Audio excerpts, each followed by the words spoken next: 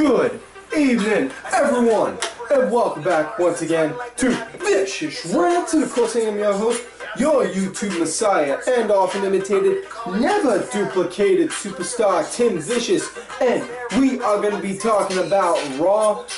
We are now 2 weeks out till SummerSlam. So now the question remains: what last little bit of build-up can we squeeze in there now while we can? Well, we did get a couple announcements for matches going in. So, about damn time. I mean, even though the writing was on the wall, obviously not this wall because it has, it's pretty much like my wall of fame. Don't judge. I'm trying to make a good joke here. Don't get mad at me. Get mad at the producers. Not Ollie, of course, one of the other ones. Wade, I'm looking at you. Yes, you. You're the one that said I should do that wall joke. Moving on. We obviously knew the matches that were going to wind up being made, but, moving on, though. Raw started out, Seth coming out like the norm, he came out doing his normal thing again. He was gloating about on how he mashed up Cena's face, how Cena didn't answer the challenge, and on how he did an open title challenge last week. And then it was like, oh, wait, he's here? He's here? Cena's here? It's, oh, via satellite. And then proceeded to just have a little picture up, like this, and then just have a little puppet mouth like that. And do the intern. Work with me. Interns. They work for college credit. You get what you pay for. Yeah, it's that was just straight up hilarious with Seth doing that. Like, I think I should just give up now. My face is pretty bad. It's all kinds of messed up. We wound up now finally coming to the dawning of John Cena's next gimmick, where he now looks like Owen Wilson. Nothing? No? Get it? Because his nose is, like, all the way bent out, like, all the way out to here, and then goes straight down, and it loses its funny if I have to explain it to you. Ugh. Such a... Ugh. I'm giving you folks comedic gold. Moving along, though. Yeah. So, he goes on, talks about that, then next thing you know, Cesaro comes out, talks about on how Seth just keeps going on, and on, and on, and on, and on, and on, and on, and on, and on, and on, and on, and on, and... Sorry about that. Well, kept doing that, and then was saying I should get a title shot, which you'd have thought my head damn near exploded for, because, like I've said before, like my one homeboy out there, Bingus, much like he is with Billy Gunn, I am with Cesaro. No lie, that cat should be a main eventer. If he is not a main eventer within like the next 2 years, I swear, every wrestling fan is just gonna go out there and look and be like, what the fuck? What's wrong with these people? Oh wait, better. They'll do that. Yep, and then as Cesaro does that, then out comes Kevin Owens, which, makes it all the more better. He goes and he gloats about on how, he beat John Cena, which neither of them can say they did, and in fact, 2 weeks ago, Seth, you wound up tapping out to John Cena in that ring. And then he said he deserves a title shot. And then, of all people, to ruin that great Ring of Honor reunion, Randy came out. And of course, he decided to stay in character and choose to not be part of the crowd, but be pantsless still. Then he talked about on how he should get a title shot, and then it was just like seeing a bunch of hens all squawking at each other for a minute, and then Seth was like, I don't care what the authority has to say, you're not getting a title shot. And then out comes Hunter saying, well, actually, before he said, I don't care what any of you jerk-offs say, which I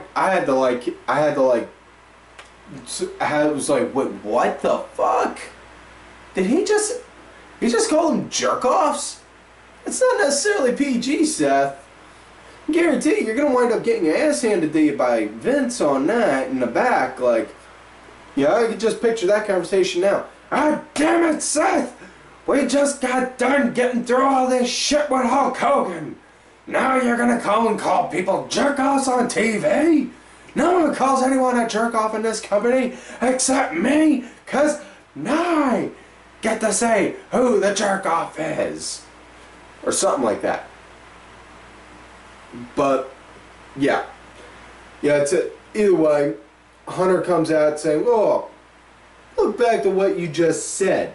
And then that long, awkward, hesitating pause, like, is he going to talk about what he said? Jerk off? Or... And then he said, you said you don't care what the authority has to say? And then he booked a triple threat with Randy Owens and Cesaro. The winner gets to fight Seth later that night. So we will get to that match as we go through the show, folks.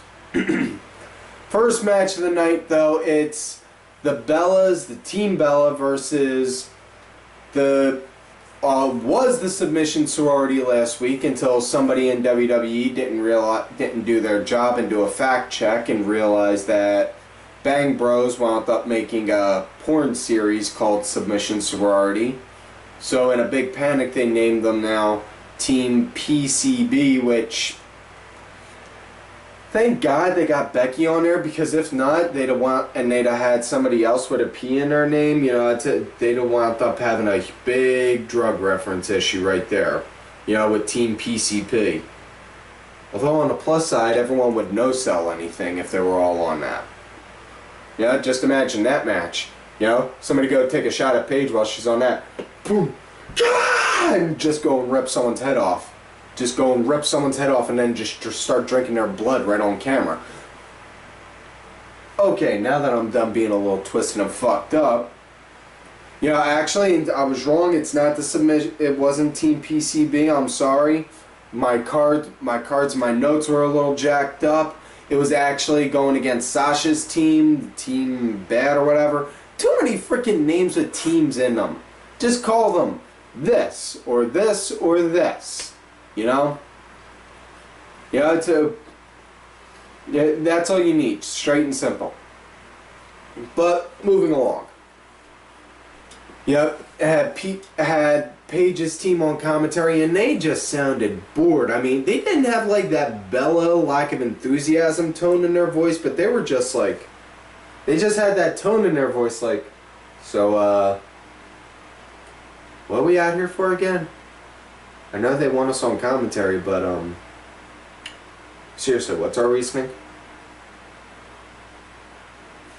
Yeah, but as far as what this goes, it was a pretty standard, okay match. Brie wound up getting the win. She wound up doing a excuse me. Brie wound up hitting a roll up, and she wound up getting on Tamina, got the 1, 2, 3. And then next thing you know, after that, everyone started brawling, and then Paige's group came in, and everyone started tossing everyone out. And then at the end, it was Charlotte's team. It was Paige, Charlotte, and Becky staring down Sasha, Naomi, and Tamina. And they announced later on that night they're going to wind up doing an elimination match for the women's title at SummerSlam, which, again, obvious. Writing on the wall. Not this wall behind me, no. Maybe that wall over there that's off camera. Maybe even that one that's off camera. Maybe even the one behind the camera. But not that one. That one's got too much shit on it. Not only that, if somebody tried writing on it, I'd probably wind up decking them. Unless it's my son. But, moving along though. Next matchup we wind up getting is tag team action. We wind up getting the New Day versus Los Matadors. Not this time around though. Primetime players were not on commentary, so that was a bit of a letdown, but we did wind up seeing a small little 5-second video, small little clip into the back of Titus and Darren standing by that TV. Everyone always stands by watching the match, and Darren's taking notes. Or at least it looks like he's taking notes, but you know, I'm pretty sure Darren's just, you know, Titus is just looking at him like, dude, what is with you and just drawing dudes, things like that? I mean, seriously, stop drawing that. You know? But as far as what the match goes, that was a good there was good solid movement throughout the entire match, so I can't complain. You know, and my big issue is with the Matadors themselves. The gimmick and the characters never got over with me. You know, Primo and Epico, understandable. Understood where those guys came from. Got over with me, you know. Even though I didn't like them, they were still over. Yeah, but you want to put two Puerto Rican bullfighters in there and no. Not only that, I still stand by my firm argument of I refuse to chant Olay until El Generico saves every last orphan in Mexico, and I don't care on how often you put Sami Zayn on TV, I still will not chant Olay. Okay, I may chant a little if Sami Zayn's on, but that's it! Calm, cool. Calm, cool. I'm the man. I'm the man. Moving along. Sorry about with the fan. Also, folks, it's like about 90-something degrees here, and that's that's after sundown. So, yeah. Ugh. Not exactly all that. We can't exactly afford air conditioning here at the Vicious Studios. You know, but the match, it was good, solid movement all throughout. You know, New Day wound up getting a win with Kofi went to go do the SOS, wound up missing, and and Big E wound up catching one of them. I don't know which one it was, and then they hit the spiked big ending, got the 1, 2, 3. Next thing you know, in the back later on, as they show New Day walking past doing we won kind of bit, you know, then it's announced that they're gonna wind up doing a Four Corners tag match, which again I called. You know, so you're gonna have Primetime, you have the Primetime players, the Matadors, the Lucha Dragons, and New Day all in the match. You know, so it can work with it being a Four Corners, yeah, but please just make it why not make it an elimination? You know, even if you're gonna make it like a 20 or a 15-minute match, you know, you don't have to make it a barn burner. You know. But you at least make it you know, have it be an elimination match, so that way everyone's like, whoa, New Day's out, whoa, Primetime's out, that means guaranteed we're gonna get a new champion, you know, something like that. You know, it's just something a little different, change things up some. You know, the next matchup we wound up getting, it was Kevin Owens, Cesaro, and Randy Orton in that triple threat match, and this was hands fucking down match of the damn night. Absolutely loved it. Cannot complain on that one bit. Cannot stress enough on how beautiful this was. And I know I normally talk about on how with triple threat matches there's always somebody who tends to be a third wheel. Well, Randall, you were the third wheel tonight. I'm sorry. Dude, everyone saw and everyone knew Randy was going to win right off bat. That was a given. But the fact of the matter is, the story behind the match itself was more so about Cesaro and Owens, which was fucking beautiful. You know? Those two carried the match throughout the whole time. you know? It was great. It was beautiful. Cesaro just throwing out them massive uppercuts, you know? The action was just continuous, didn't really give much time for breathers, or, you know, to see, like, for guys to have, like, long pauses for the rest, which, dog, this was beautiful. You know? I'm just watching this and I'm just thinking, oh, fuck me, so this is awesome. You know? Yeah. Cesaro and Owens, man, like I said, they pretty much had carried that whole match, you know, but match wound up coming to an end. Owens, he started to pick up some momentum, you know, went to go toss Cesaro against the ropes to do the pop-up, pulled Cesaro up for the pop-up powerbomb. Cesaro leapfrogged over, Randy, wham, RKO on him, and then went over to Cesaro, wham, RKO on him, went over, was like, yeah, they're both down, good. And then just went on top one of them, 1, 2, 3, that was it, ding, ding, ding. So now Randy's fighting Seth later that night. Get into that match as we go. Yeah, next matchup they had, well, I do want to say right now the match that was there was Ambrose versus Harper. Unfortunately, I was not able to watch this match, nor was I able to because my DVR wasn't working. You know, I had to tend to matters in regards to my son at that moment. I do apologize not being able to give my creative view on that match. However, from what I've read and heard from people I associate with out there on that whole Twitter thing, you know, it was pretty much like any other Jon Moxley versus Brody Lee match. And I'm not saying that as a knock. That is a damn compliment to them. Because those two guys can make a damn match. Yeah. Now, moving on after that, wound up getting Mark Henry versus Rusev. Mark Henry versus Rusev. Ed, yeah. Hey, real quick, check the calendars. This is 2015, right? Yeah? Okay. I wanted to make sure because I could have sworn we had this very same match back this exact time last year in 2014. Did we? What? We did? We did? Are you sure? Are you sure? Are you sure you're sure? Okay, dude, easy. Anyways, yeah.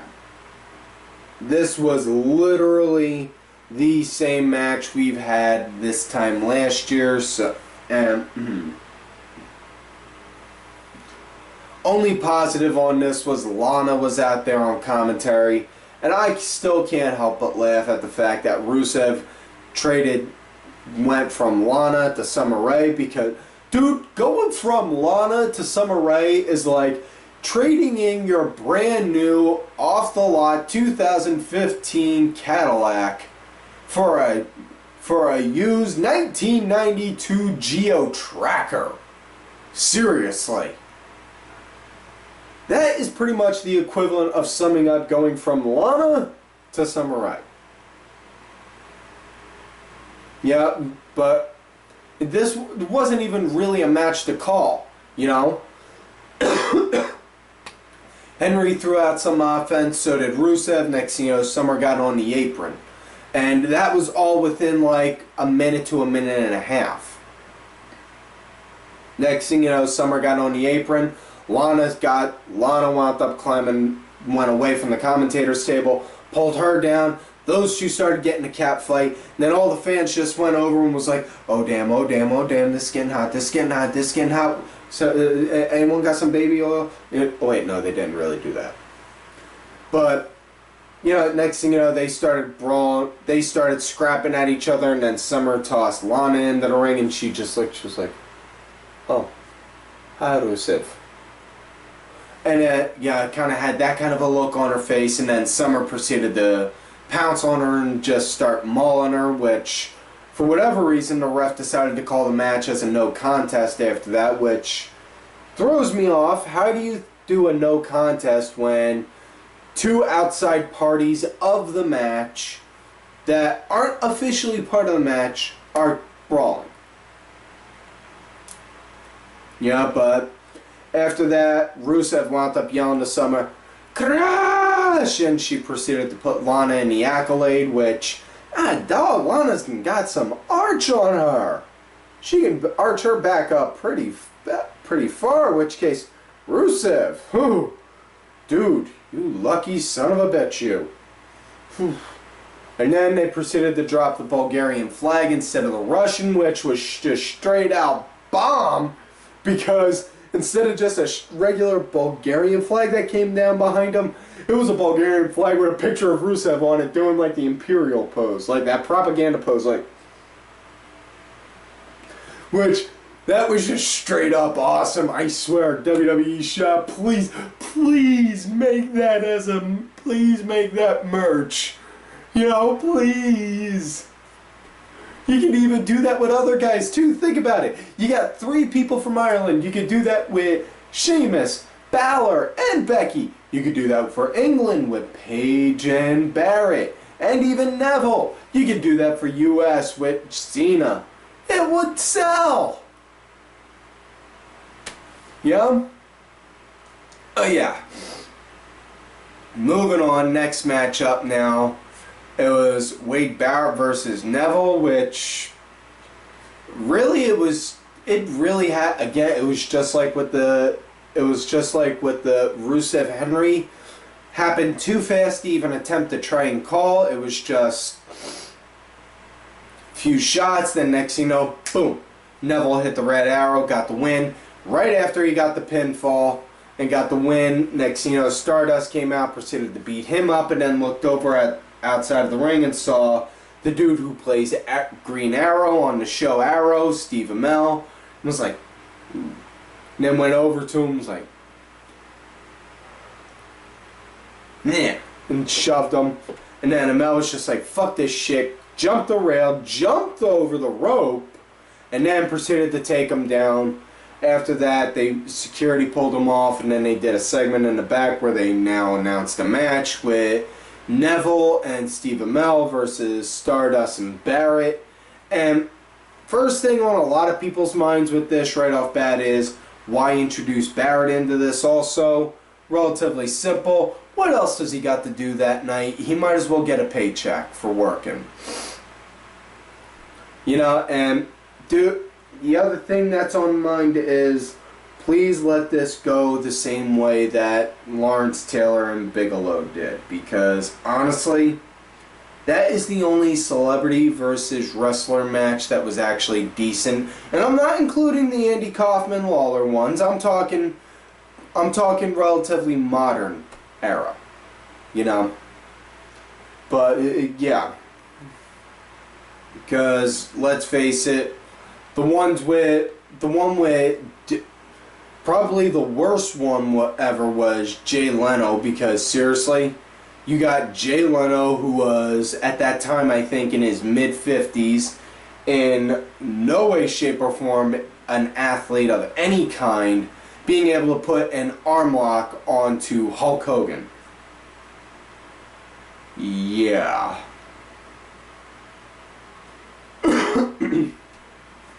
So yeah.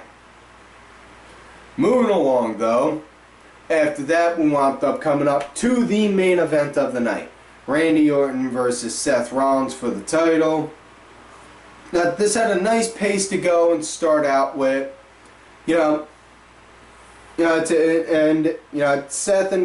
Seth wound up getting a good upper hand for a bit, and at one point went to go throw Randy in the corner, and the ref was in there. And what impressed me was, right as you saw Randy going into the corner, like, you know when you think of something and everything is just like slow motion all around you right then and there then because of it. You just like that, all I thought was, okay, ref's going to take a bump and then somebody's going to go and do a heel move. Somebody's going to do a dirty move to get a finish. Instead, Randy gets thrown into the corner, catches himself, and you just see the ref in like a coward position, like, ah, don't hit me. Okay, back out now, Randy. Back out. Back out.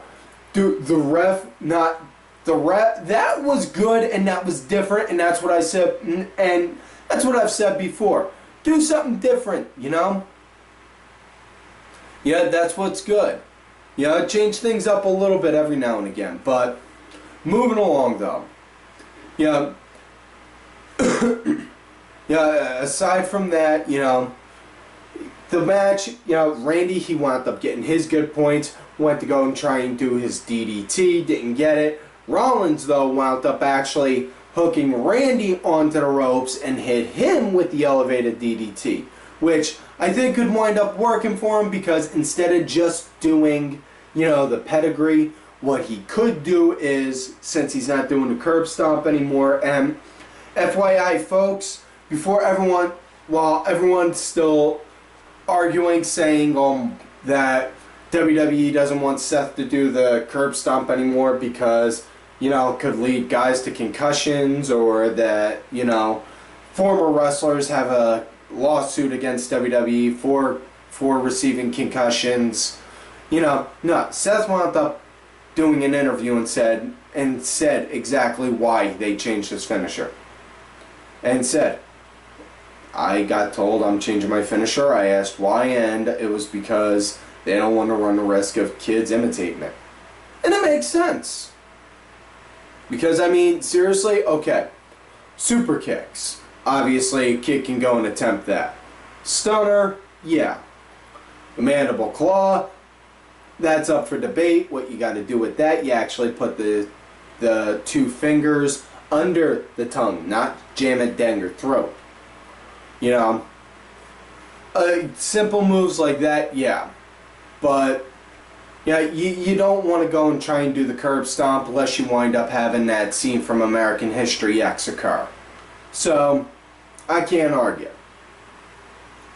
You know, but as far as what the match goes, you know, after some time, Randy started picking up some momentum, and then eventually Seth started to try and get a second win. Seth went to go and do a springboard off the top rope and jump at him. Just as he did, Randy being Randy, wham, RKO out of nowhere. Just as next thing he sees it, he's like, crawls over, and you could see, and he had him down. 1, 2, Sheamus pulls Randy's foot out, starts swinging at him, and then throws him. And then next thing you know, goes inside, and then just bro kicks Seth, and then goes over. He's like, cashing in, and he hands it to the ref, saying he wants to cash in. Now the big thing that got me with this, that griped me on this, was the fact of, okay, he's holding on to the suitcase like this, and he's holding onto it for dear life, while you can see the ref is physically trying to pull it. Okay, we get that you were trying to buy time until Randy could come in and stop you from cashing in, but dude, no. What you gotta do, instead, it made Sheamus look stupid to the trained eye. Not to the untrained eye, but to the trained eye that saw that and knew what to look for. You know, whereas the ref, he just looks, he's like, oh, okay. You know, instead what they should have done is have the ref try and just yank it off him, like, okay, look, just give it to me. Just give me the damn briefcase so I can cash it, so I can have them ring the damn bell for you. You know? Play it like that. You know? But yeah, this was a decent Raw as far as with next week being the go home. I give this one at least a good 6.5 to a 7, about an average. So, like on normal, do not forget to like the video, subscribe to the channel, go back, watch the other episodes, look for me on Twitter at TimVicious. Make sure y'all also look for my backup account, Tim_Vicious. I get put in Twitter jail sometimes, you know. Also, folks, do not forget to follow all of these cool-ass cats right here on Twitter, Vicky Earls. I am Danny Sunday. Don't forget to look for Danny on the show See It or Skip It, Monkey Moss, Axel Mulligan, The Sunday Segway, Sinfully Sabrina, Cranky Grandpa Legion, Lady Aaron, my executive producer, Oliver Ben, Just a Stupid Mark. Do not forget to check out Oliver Ben's and Mass Mark's War Paint and Mass show, as well as my client, who, as I have said before, is the true Raw General Manager, Bronx Bitch Forever. And, folks, like I always tell you, you love me great, you hate me. Fuck this.